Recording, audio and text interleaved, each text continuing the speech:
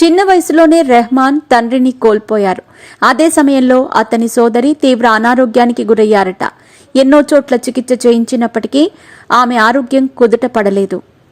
అయితే ఆ సమయంలో రెహమాన్ తల్లి కూతురి ఆరోగ్యానికి సంబంధించి ఒక ఫకీర్ని కలిశారట. ఆ తర్వాత ఆమె ఆరోగ్యం కాస్త కుదుట పడిందట. దీంతో ఫకీర్ దర్గా ఇస్లాం మీద రెహమాన్ విశ్వాసం పెరిగిందని, ఆ తర్వాత మతం మార్చుకున్నారని చెబుతారు. రెహమాన్ సంగీతం దేశ విదేశాల్లో సంగీత ప్రియుల హృదయాలను గెలుచుకుంది. ఆస్కార్, గ్రామీ, పద్మశ్రీ, పద్మవిభూషణ్ వంటి పురస్కారాలు ఆయనను వరించాయి. మా తుజే సలాం, చెయ్య చెయ్య, జై హో వంటి పాటలు రెహమాన్ ప్రతిభను చాటుతాయి. 2009లో స్లమ్ డాగ్ మిలీనియర్ సినిమాలో జై హో సాంగ్ రెహమాన్కి ఆస్కార్ అవార్డు తెచ్చిపెట్టింది.